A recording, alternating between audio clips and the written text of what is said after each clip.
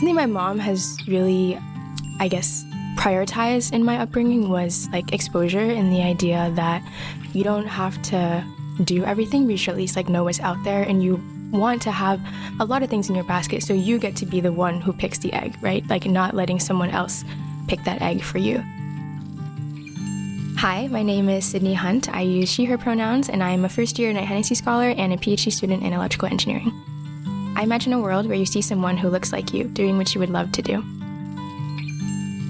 Welcome to the Imagine a World podcast from Knight-Hennessy Scholars. We are here to give you a glimpse into the Knight-Hennessy Scholar community of graduate students spanning all 7 Stanford schools, including business, education, engineering, humanities, law, medicine, and sustainability. In each episode, we talk with scholars about the world they imagine and what they are doing to bring it to life. Today you'll be hearing from Sydney Hunt, a PhD student in electrical engineering. During our conversation, you'll hear Sydney's experience growing up in upstate New York, building environments that allow historically underrepresented groups to reimagine life's possibilities, dad jokes, and so much more.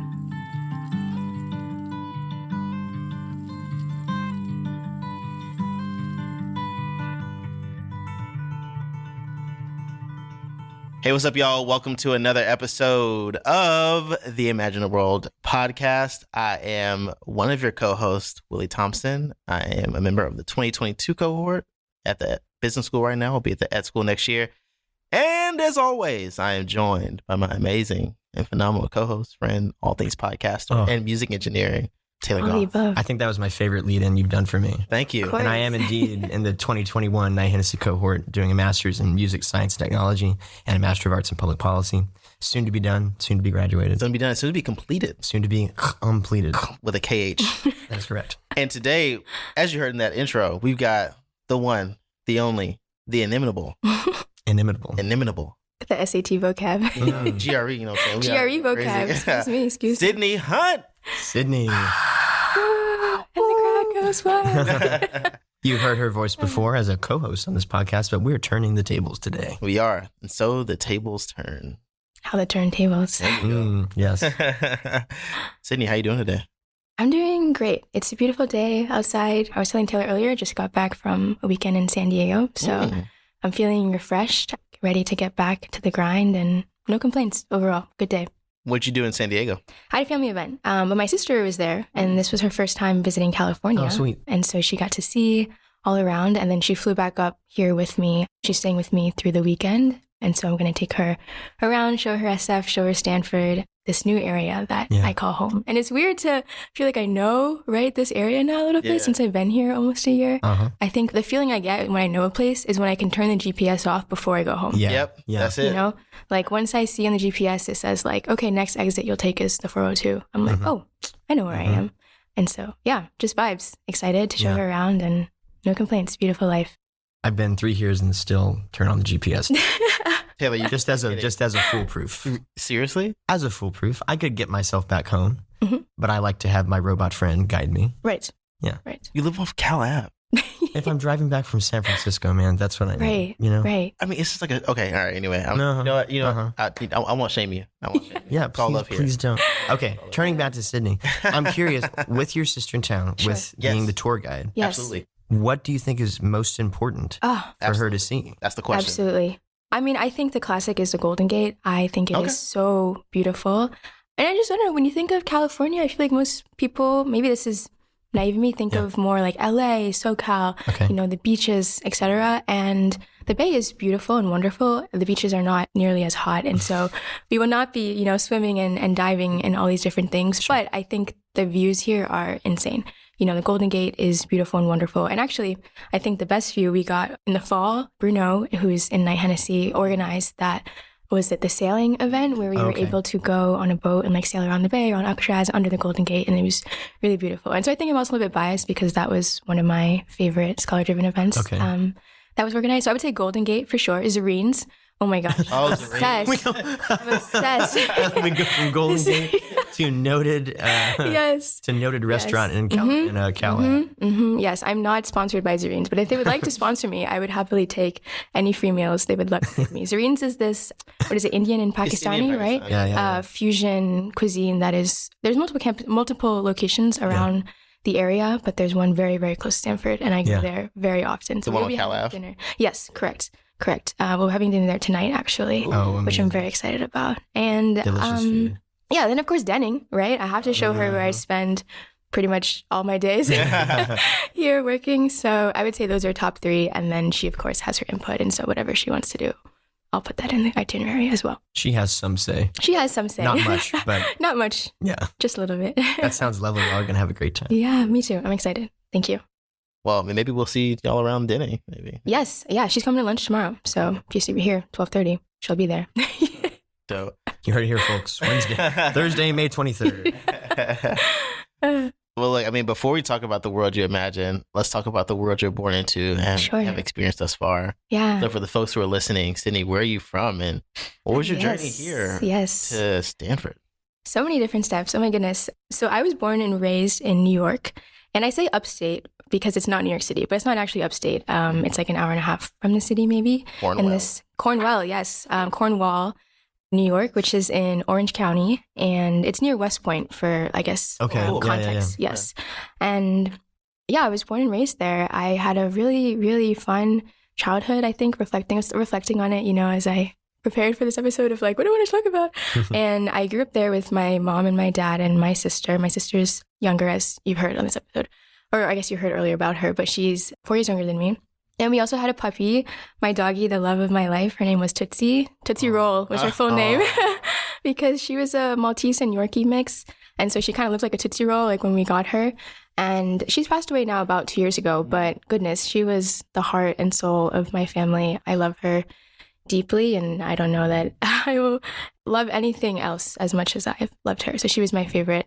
And I only had one sibling, right? It's just me and Shelby. But a cool fact, I guess, so I think it's cool, is my parents, like, closest friends when they were in their 20s. So my mom met this woman named Brenda when they were in college, and then my dad met this person named Ray, I believe playing volleyball when he moved here. So my dad's originally he was actually a military kid. So he was born in Kansas, but has been to every state except Alaska. He lived in Taiwan for a while. So he was traveling all over because my grandpa was in the Air Force, but they eventually settled in North Carolina. And then my mom is from El Salvador, and she came to the United States when she was about 11, and they met in New York City, and they lived in Queens and got married. And then they moved out to Cornwall right before they had me. But anyways, back to, my point before is, so the 3 families, the Hunts, me, and then Brenda, her family, she got married, and the Belusons, and then the Chins was like Ray and his family.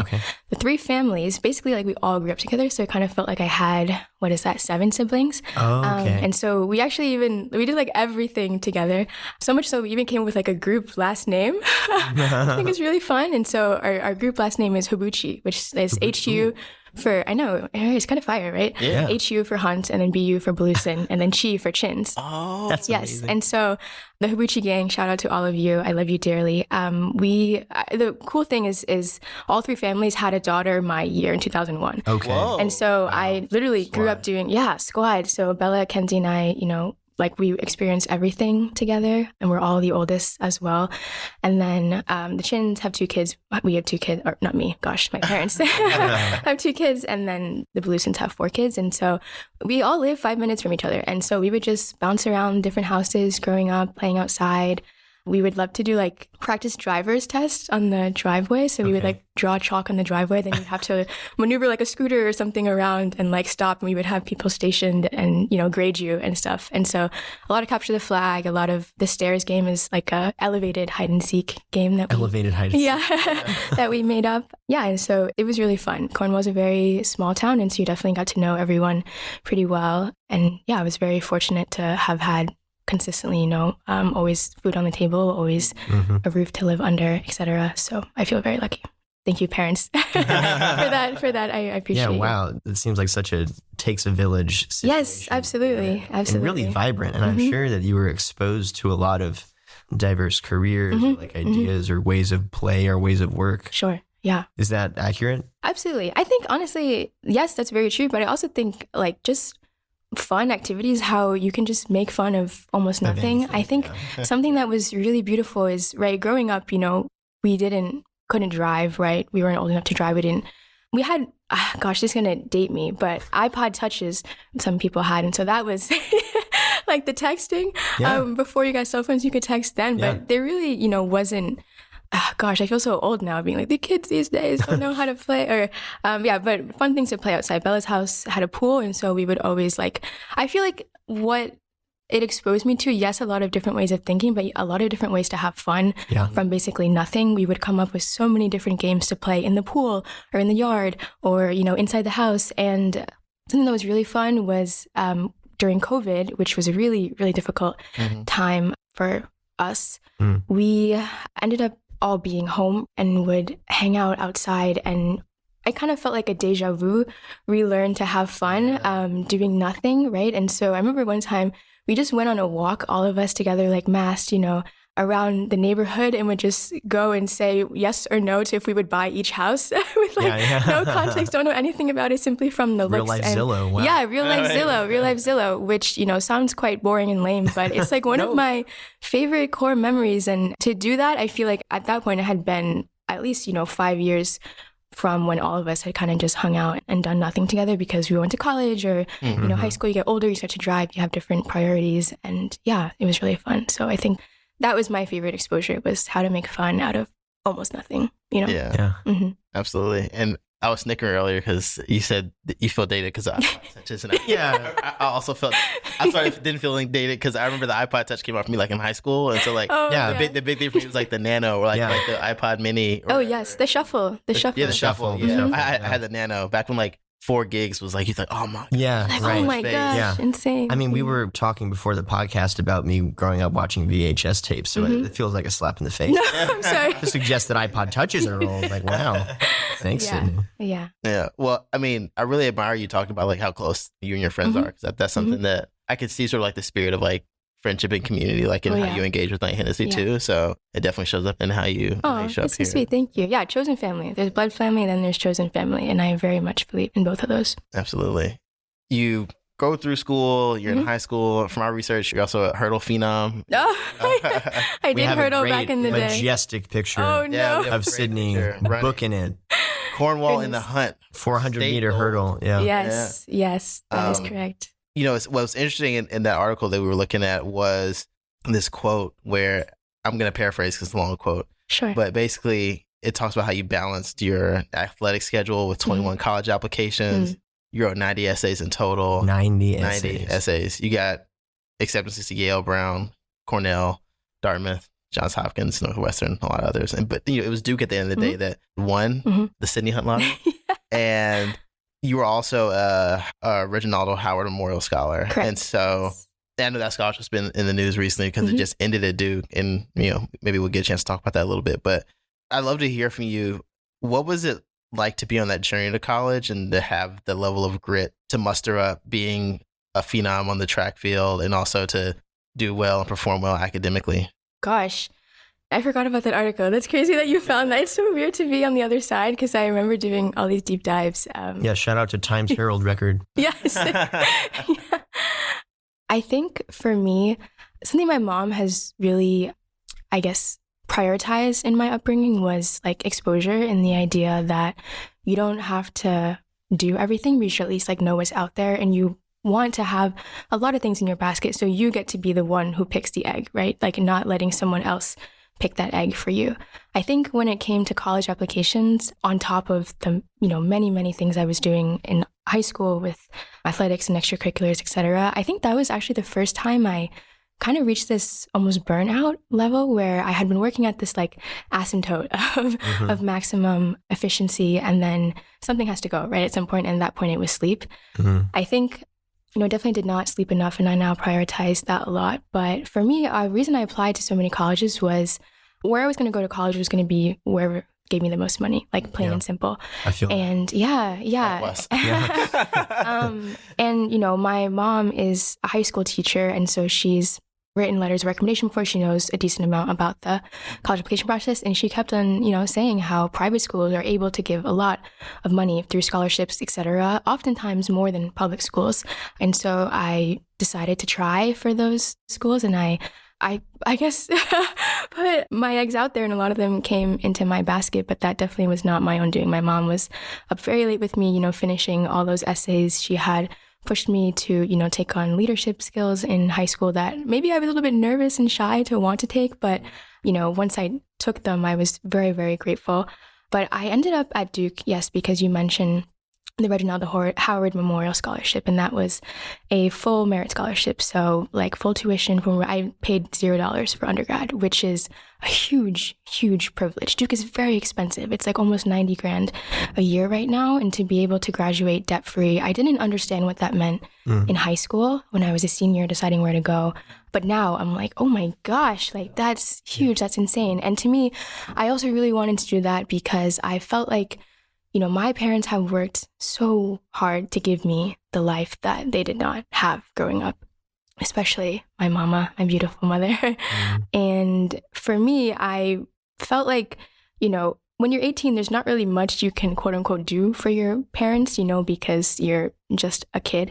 Yes, you can clean the house, blah, blah, blah, etc. But then once you go off to college, you're kind of not really there, not really present. But I felt like, I guess, a self-imposed pressure to want to get a full ride so that I could at least take off the pressure of them having to pay for college or worry about finances. And I was very, very lucky and fortunate that it worked out for me. And I went to Duke. It was very hard. I'm not going to lie. I was not ready or I guess I just didn't know what to expect from going there. I didn't know anyone who had gone there before. No one from around where I lived was going. And so I was just plopped into this new environment, right, where I kind of had a quarter life, fifth life, sixth life, whatever you want to call it, identity crisis, where, I was so used to performing very well academically. I felt like anything below maybe a 96 was bad, which is not true by any means. Please know that's not true.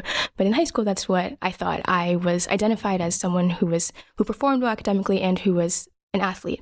I played 3 sports for Cornwall year round, and then I also danced outside at a local studio.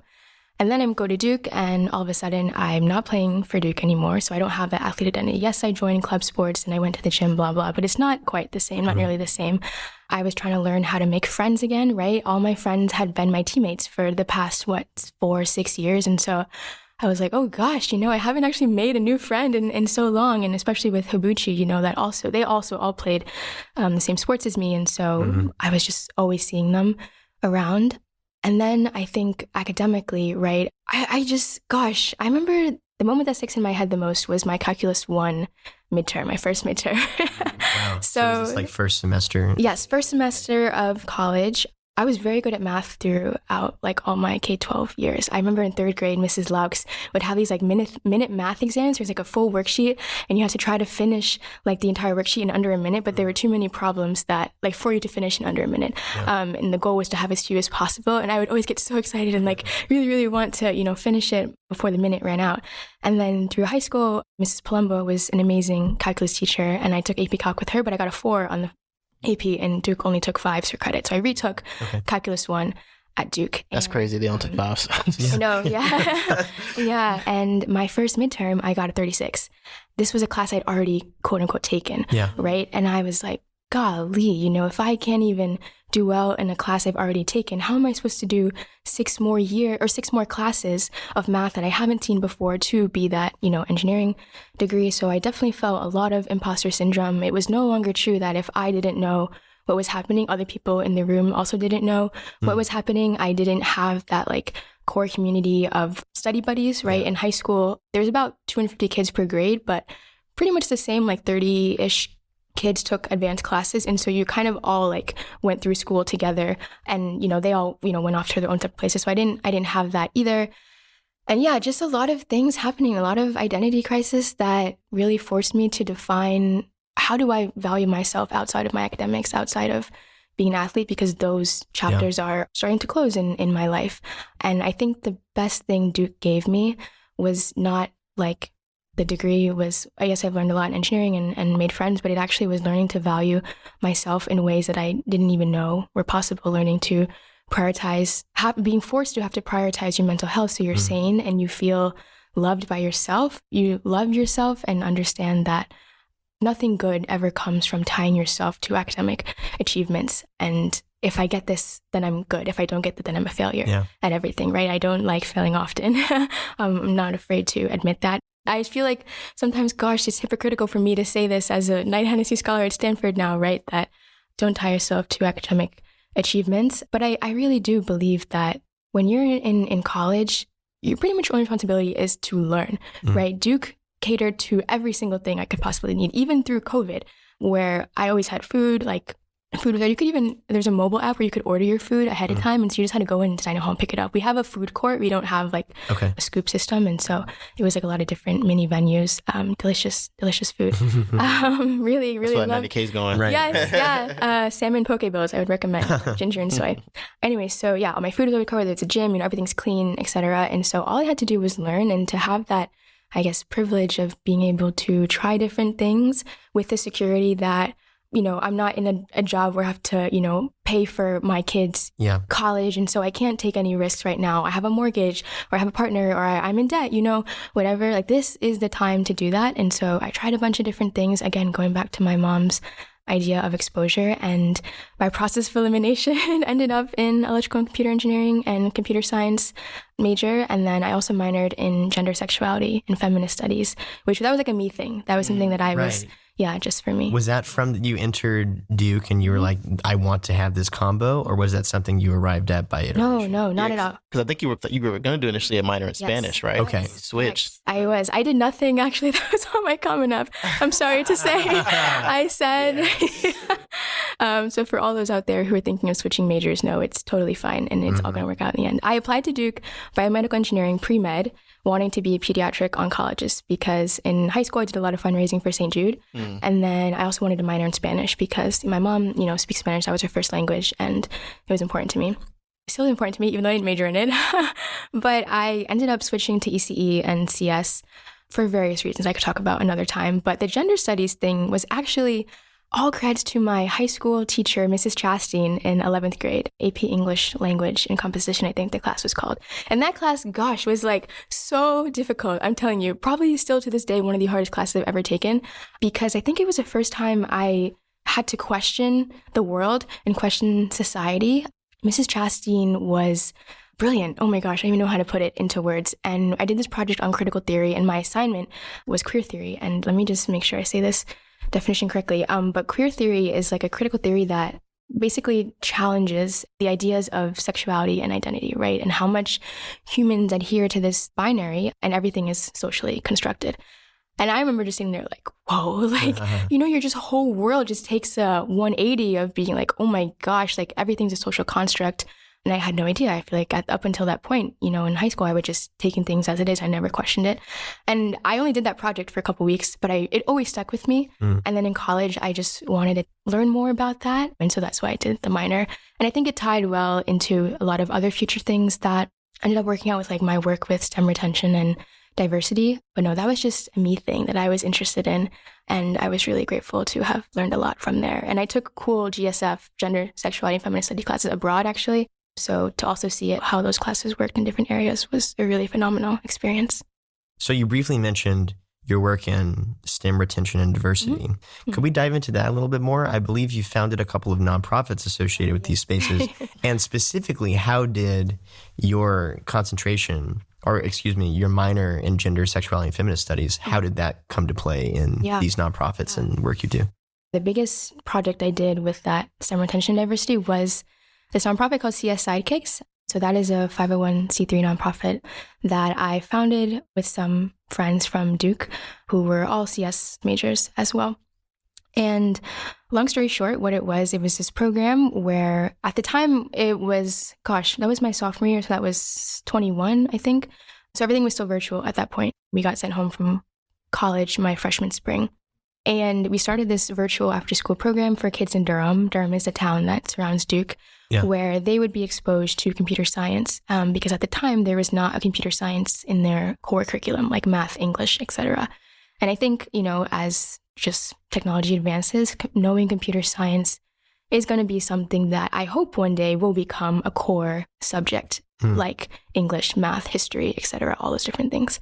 And yeah, it was just a bunch of Duke students who just cared about empowering the next generation of computer scientists. We would, on Zoom, we would teach these kids computer science through Scratch or code.org, etc. And I think something that I really liked about the program was we understood that there's a limit to how much we know, and we're not afraid to say we are not the experts in everything. And so we used companies who actually are experts in creating CS curriculum, like code.org, like Code Academy or Code HS, etc.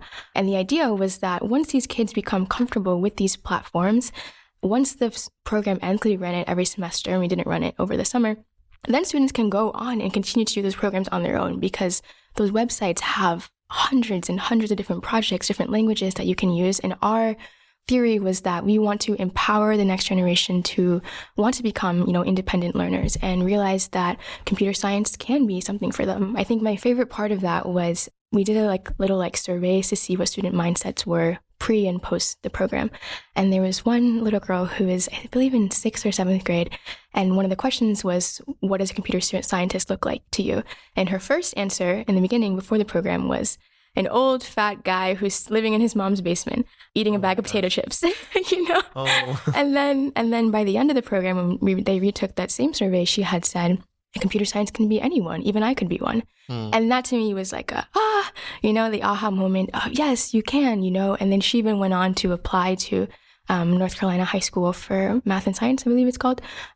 And so, I don't know, I think it's so beautiful to be able to see that the impact you have on people can last forever. And even if you don't necessarily, she definitely has no idea who I am, right? I was not her instructor, but I still think about her and her journey. And she's in high school now. So I'm like, I wonder if she's still, interested in STEM, etc.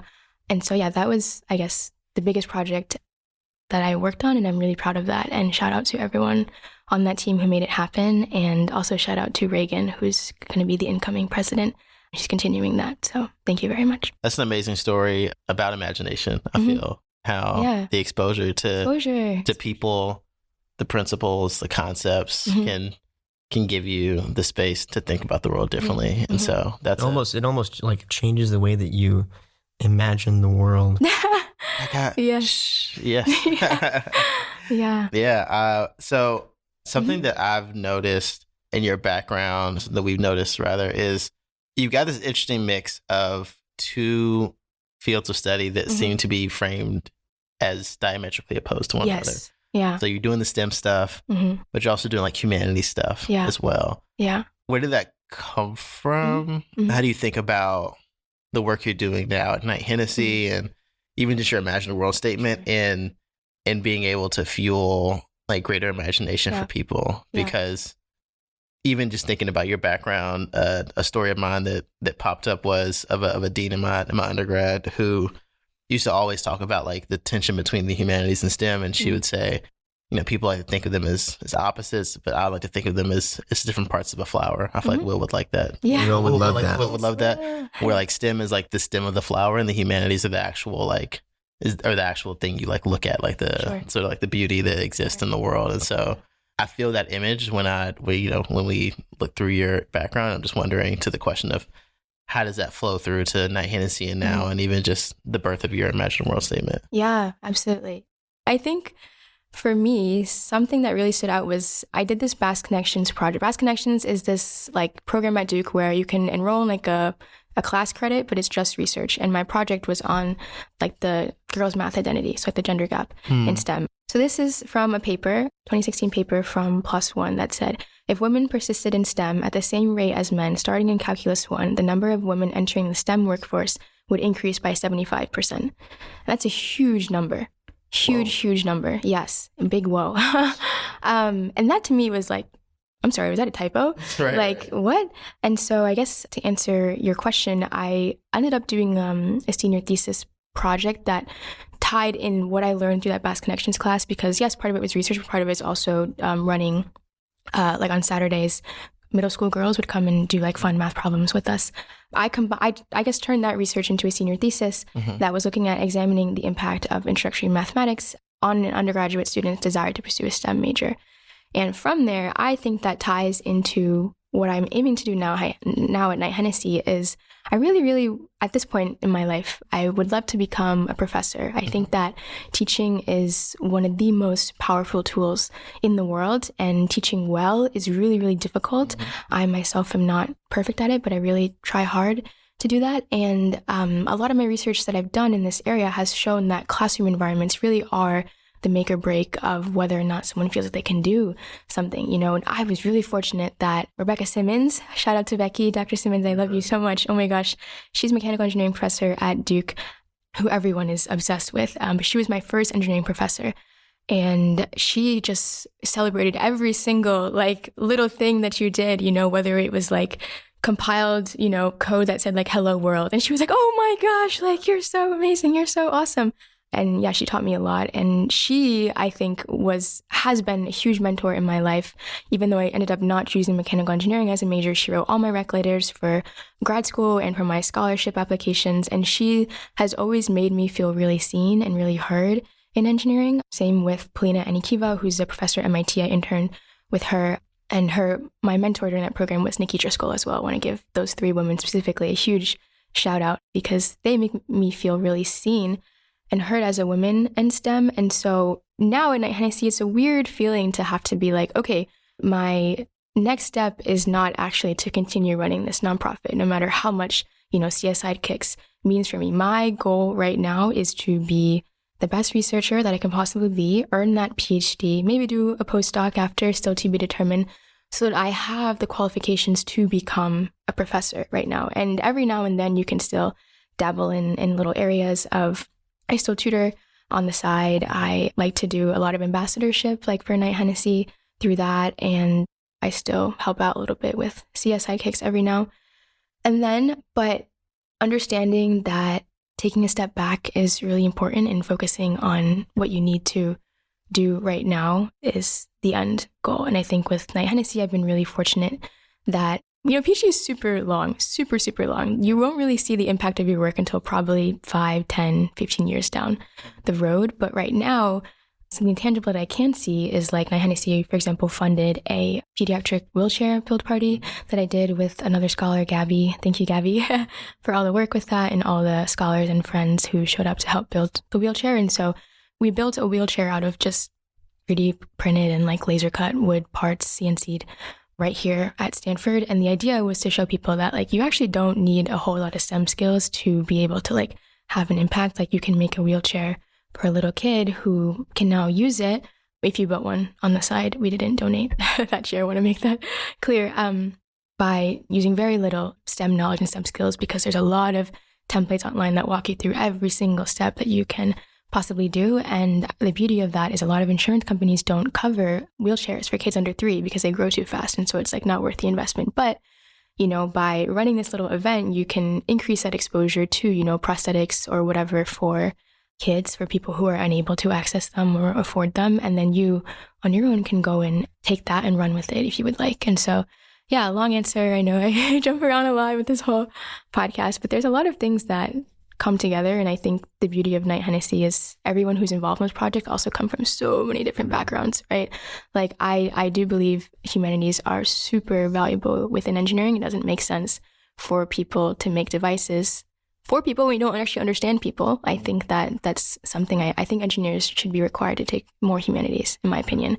I feel I've always been a big advocate of that. And here at Knight-Hennessy, you have people in humanities literally right next to you in the chair at Denning lunch. And so you can talk about and get perspectives of things you never even thought of or never even came across of. And that to me is really beautiful. And I love how we can blend all of that together really easily in Knight-Hennessy here on a daily basis. How has your vision of what you're able to do changed over time, and how has that been impacted by the Knight-Hennessy community? What's changed for me is I feel actually really capable to make that imagine a world statement come true. I feel it used to be very far-fetched of I would love to see more women in STEM. For example, I had one professor that was a woman in ECE throughout all 4 years at Duke, and there were many, many semesters where I was the only girl in my classes. And that can be it's fine, I don't mind it. I make a lot of friends, and I don't necessarily have complaints about that, but it can be very lonely, very isolating. I feel like, there's also that whole like, do femininity and engineering together come together? And yes, they do. Felina, there's a quote she told me about being confident and expressing your femininity within engineering was, stilettos and a red dress are fine. Weakness is not. And that to me is like huge. And so now at Knight-Hennessy, right, going back to similarly what Duke gave me is your only responsibility, in my opinion, here is to just live your life and to learn. Knight-Hennessy is this leadership program where it's really important to recognize the privilege we have as Knight-Hennessy scholars.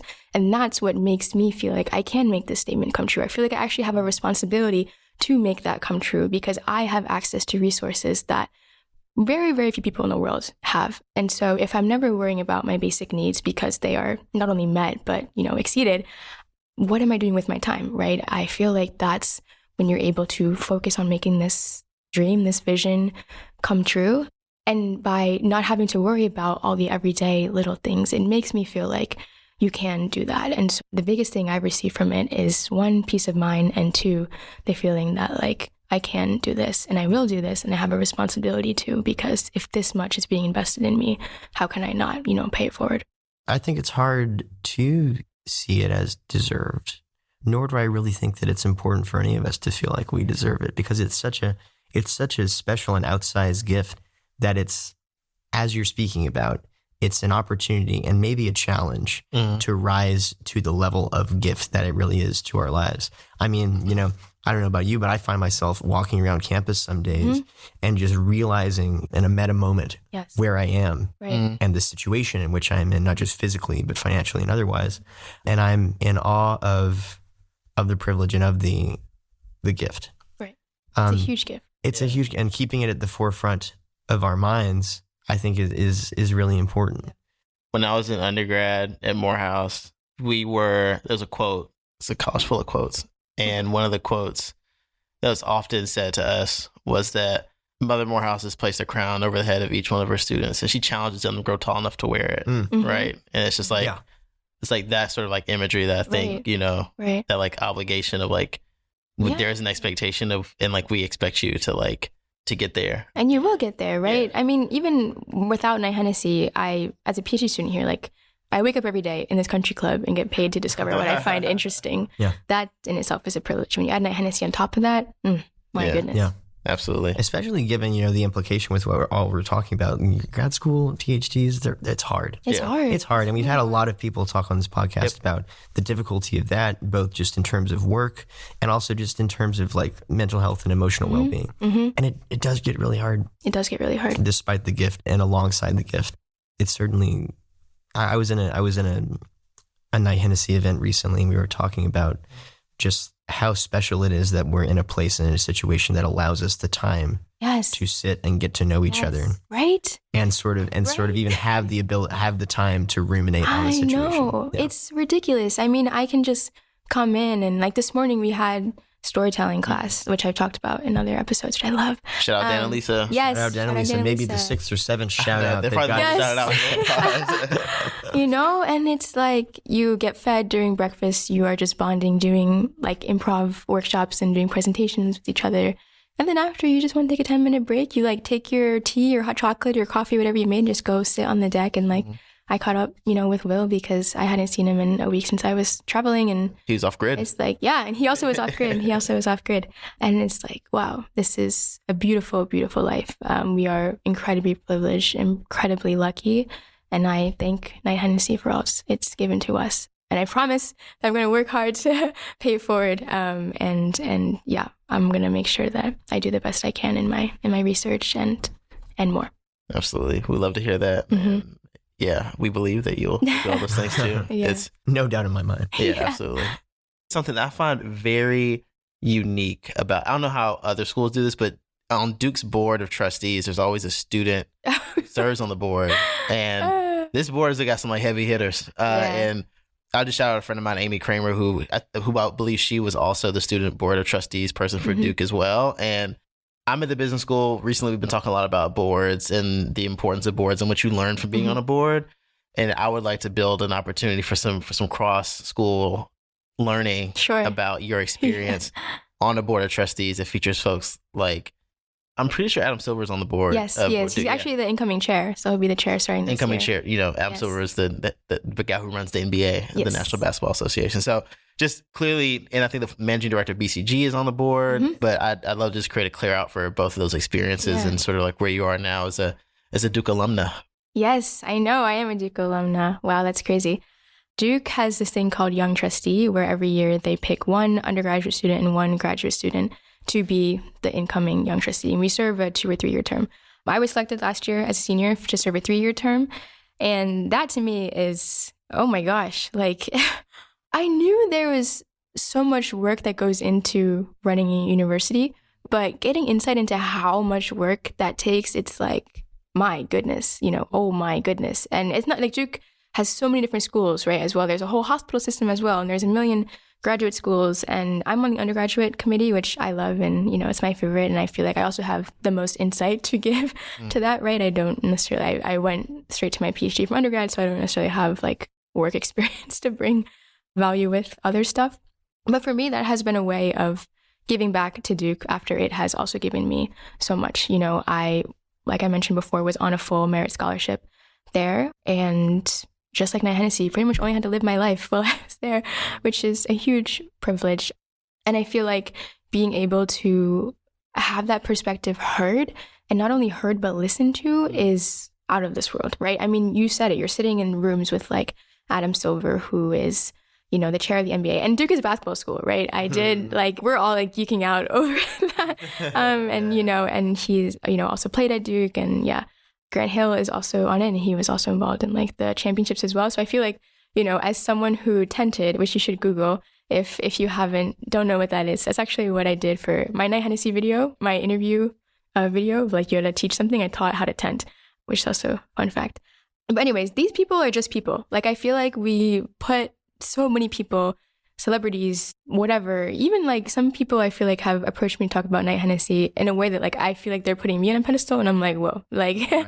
Like I'm really not that special by any means. I just happen to do a lot of things that were valued by Knight-Hennessy, and Knight-Hennessy, based on society, is a program at university that is valued and considered elite, whatever that means. And so I really don't think anyone is particularly pedestal worthy. We're all just people. And I think that's what I love about the board so much, is that you're just people. You're just hanging out. You're just chatting. Everyone's super nice. Everyone is really, really passionate about making Duke the best it can be. Everyone understands they don't know everything, but they do know and have some expertise in some area. And I really love the experience. I go 4 times a year, so it is definitely a commitment to have to fly across for a couple days, every quarter. But it's worth it for me, without a doubt. I love it. It makes me feel like, while I'm perhaps not in the financial stance right now to be able to like donate to Duke financial aid, etc., because I would like to do that in the future, since that's what allowed me to go to college, I can help by giving insights and perspectives into what I would, want change, I would want seen. And also it's cool to talk about your research, or you get to talk about, a lot of people are older and they're interested in what you're doing, and I get to explain to them like, what is a brain-computer interface, and what am I doing at Stanford? How is like living on the West Coast? And you can Google anyone's success stories, accolades, whatever, you want to define those things to be, but you can't Google, what makes them happy, what makes them sad, what makes them cry, what do they like for breakfast, like how old's their dog, right? Random things like that. Like you're just hanging with people. Amazing. One quick thing, because I've also been talking a lot about you, and you just mentioned computer brain interface, and just quick blurb, quick sort of just insight into what you're researching, what you're studying as a PhD student before we head out. So I work in a field called brain-computer interfaces, or BCIs, and this term can actually mean a lot of different ideas, but for me, my research is most interested in answering the question, how can we restore functions such as movement or speech for people who are severely paralyzed? And at a high level, the way BCIs work is you're connecting brain activity to a machine. So we use sensors that are surgically implanted into an individual's brain. When these sensors are connected to a computer, either through wire or wirelessly, that electrical activity of the brain is being measured at that moment. This neuronal information is then used to control an external device. Maybe you want to use a robotic arm, for example. through what is called a neural decoding task. And this neural decoding task is a machine learning algorithm that basically programs your robotic arm, that external device, to perform a specific function, maybe like reaching, when the computer is reading specific electrical activity. Maybe that's the thoughts of someone who is paralyzed wanting to move their arm in a reaching position from the brain. And so the first BCI experience I had was when I was interning at Caltech through this Way Fellows program. And I just was like, what? This feels fake, right? You know, you have this person, JJ, oh my gosh, lovely. He was is father for Lev Steak, beautiful artist, interior designer, and he became paralyzed, all 4 limbs, in a flying go-kart accident. And so he hasn't been able to move his limbs in many years, but he had this surgery where he had 2 sensors implanted in his brain. And then through a lot of engineering and CS stuff, he's able to think, go pick up that water bottle, and a robotic arm will literally just go and pick it up for him and like take it to wherever he's thinking. Like, it's ridiculous. It's insane.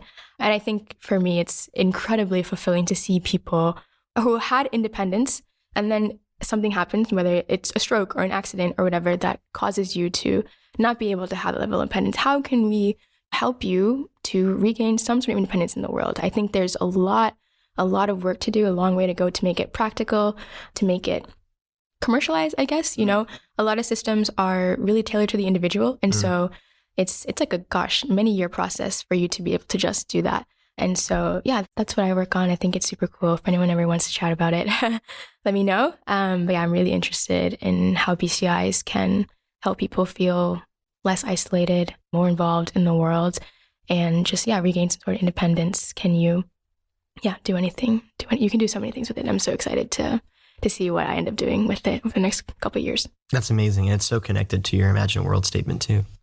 People being able to, do despite a barrier. Yes, exactly. Exactly. Yeah, you should never take no as the final answer. Yeah, there's always a way around. If there's a will, there's a way. I very much believe that statement is true. So that's lovely. Yeah.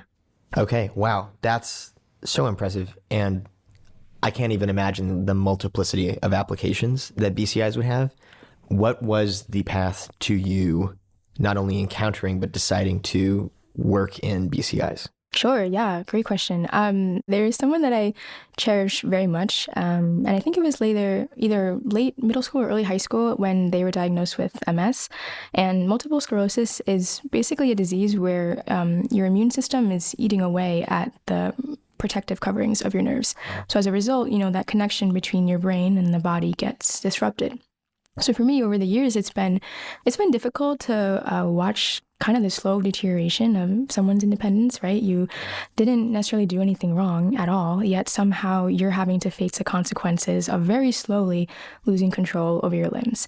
And I think it's emasculating. I think it's frustrating, and it makes me sad that there's no cure for this disease, at least right now. And my parents would always emphasize this idea that, right, you have to work and earn things. Things aren't just handed to you. And I agree that you have to put in effort to achieve the outcome that you want. But what happens when, no matter how much effort you put in, right, in this case, maybe through medication or physical therapy, you don't get the outcome that you want? That disease isn't going away, and there's really not much that you can do to stop it. So I wanted to work on something that was meaningful to me and that can benefit the people that I love. I find working in BCIs very fulfilling, but it's definitely not an easy path, right? We mentioned before that the PhD is hard. There's a lot of failure, a lot of failure. Most of the things that I do don't work, and I feel like the PhD is an ultimate test of not giving up, right? Even though I've only been in grad school for a year, I oftentimes find myself questioning if what I'm doing is even valuable, right? Is it actually going to help someone? Like, what is that impact that my work is going to leave? Yeah, I think that we have a lot of people on this podcast and clearly in this community who are doing amazing things, but nevertheless have these uncertainties. I know I myself worry all the time. Is what I'm doing actually impactful? Is it meaningful? Is it what I set out to do when I first came to Stanford? So experiencing those feelings, what's your response to them? What's the motivation? I think the way that I remind myself that every little step that I'm doing is actually adding value to that field is actually through another person that I deeply love and cherish in my life. So they recently beat stage 4 breast and bone cancer in about a year and a half, which is just ridiculous, and it was not easy by any means. And I personally will never understand that physical, mental, emotional toll it takes on you. I had already looked at them as the strongest person I know, and now I can't even put into words how much I admire them. But when they were diagnosed, almost immediately there was a plan of what we're going to do. You're going to have this amount of radiation, you're going to have these surgeries, you need these infusions and injections, immunotherapy, and you have to go to physical therapy for this amount of time, and the list continues to go on. And so for me, I think about that situation and how many PhD theses had to be complete such that when they were diagnosed, immediately there was a call to action of what we're going to do. There were products out there in the world that were ready to get rid of this cancer. So to me, that's a great motivator as I try to learn to play the long game and work on reducing my need for immediate gratification, because that's not the way science works. There is a light at the end of the tunnel in science, and it's going to be a long time, I think, before I see it. But I do have a feeling that once I see it, it is hopefully going to be one of the brightest lights that I've ever seen. Well, thank you so much for sharing. Sure. Thank you for listening. Yeah, of course. And I think we've talked a lot about the place and value of Knight-Hennessy and the community in your life. So I think as we sort of land the plane, yes, as I usually say, we'll talk a little bit about your application. Oh, yeah. As you are well aware, Sydney, having been on the other side of this many times, we always ask about people's experience writing improbable facts. These facts, we provide 8 of them on every Knight-Hennessy application, things that people might not expect about you. What was that experience of writing that like for you, and would you share one with us? Of course, I'll share.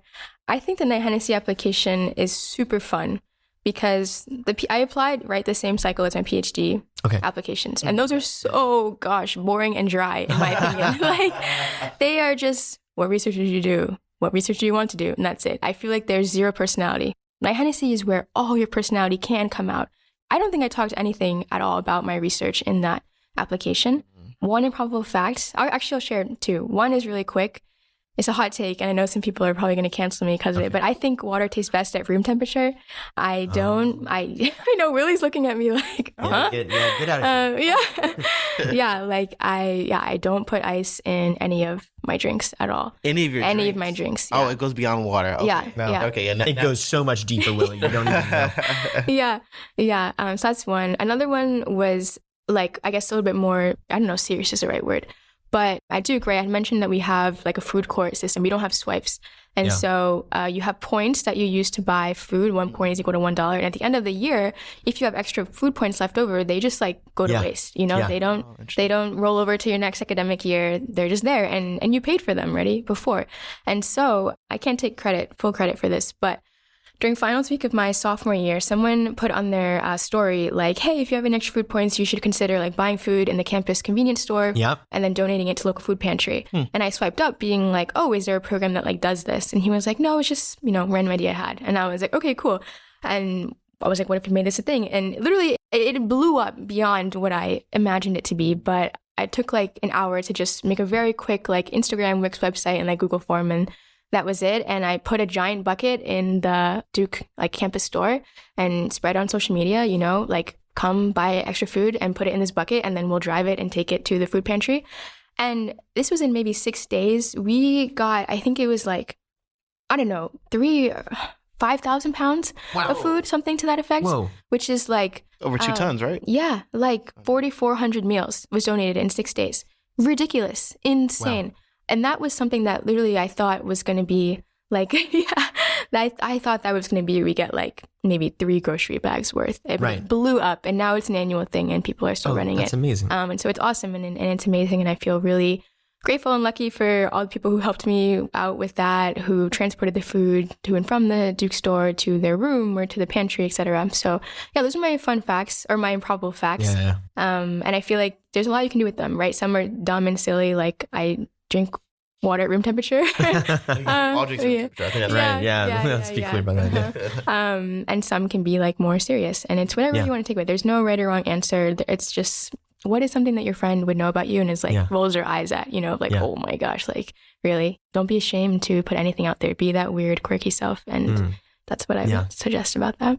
So you've done something that I don't think we've had someone do on the pod this season. You basically gave the improbable facts and you gave advice to people who are applying to Knight-Hennessy, which two birds, one stone, which is masterfully done. And it's also interesting because it shows your expertise on the pod. Oh, you're so sweet. It's also great because we're going to be having you on the pod as a recurring co-host next season. So correct. I'll be hearing Sydney much more frequently next year for the 24-25 school year. And just that wonderful synthesis was a small snippet of what you can expect from the brilliant Sydney Hunt and what she brings to this team. So that improbability, that thinking on her feet. She's good at this. I remember the first interview session we did together. I forget who it was. Johnny Pell. Yeah. Johnny Pell. You sat in on Johnny Pell, and the session ended. I was like, Sydney's made for this. Oh no! Which we'll probably include this in the show notes. But she ran a podcast before. I did. Engineering Life. This Engineering Life. Yeah. Shout out to Dr. Simmons again. She's the one who got me on podcast stuff. But I've learned from the best. Yeah. Yes, that is correct. It's wonderful. You should go listen. But I've learned from the best. Taylor and Willie are phenomenal, amazing at what they do, and I think something I was nervous about was it's gonna be awkward and weird, we're in Denning in this room and you're asking people to share their life story, and completely false. They just make the vibe so good, so comfortable. You feel like you can just spill, and I've talked for too long, I believe. But thank you for teaching me your ways, and I'm excited to, carry it on and forward as you all go on to your adult lives, and I'll be here not adulting that much. So that's very sweet. Thank you. Yeah. Well, Sydney, this has been great. Thank you. We're so privileged to have had you on this episode and to have you long standing with the team next year. And we hope the audience has enjoyed this because we definitely got a lot out of it. So thanks for showing up, and we'll see you later. Yeah. Thank you. Thank you, Sydney. All right, please. Do you have a dad joke that you could throw us out on? Dad joke? Oh my gosh. So the crazy thing was, she said she could win an Olympic medal in dad jokes. I've seen this. Yes. Yeah. So the bar is high here. Okay. I won't take credit for this because I actually saw this on someone put on their Instagram. So this is because I love the show Bridgerton. And so Bridgerton on Netflix, yes, You're correct. on season 3 now. Yes, of course. I watched. I'm all caught up. But the dad joke is, Bridgerton fans, grab your tissues. Pollen season is upon us. Pollen, because, it's pollen season, but also Pollen is the ship name of Penelope and Colin, who are the main love interests, I guess, of this show. And I thought that was so funny and so hilarious, unnecessarily. Also, I'm allergic to pollen, really allergic to pollen. And so it also feels like, every day I wake up with these bug eyes and my gosh, it's terrible. And so it hit my heart in many different ways. But that's my dad joke is Bridgerton fans, grab your tissues, pollen season is upon us. And I think it's cute and you should go watch Bridgerton if you haven't already. But yes, that's my concluding statement. Well, what a dad joke to go out on. I know. You will be hearing from Sydney and more dad jokes. Yes. In season 2 of the Imagine World podcast. So, yeehaw. What you said? That is what I said. Oh, hilarious. All right, y'all. We're out. Peace. Thank you. Bye. Thank you for joining us for this episode of Imagine a World, where we hear from inspiring members of the KHS community who are making significant contributions in their respective fields, challenging the status quo, and pushing the boundaries of what is possible as they imagine the world they want to see. This podcast is sponsored by Knight-Hennessy Scholars at Stanford University, a multidisciplinary, multicultural graduate fellowship program providing scholars with financial support to pursue graduate studies at Stanford while helping equip them to be visionary, courageous, and collaborative leaders who address complex challenges facing the world. Follow us on social media at Knight-Hennessy and visit our website at kh.stanford.edu to learn more about the program and our community.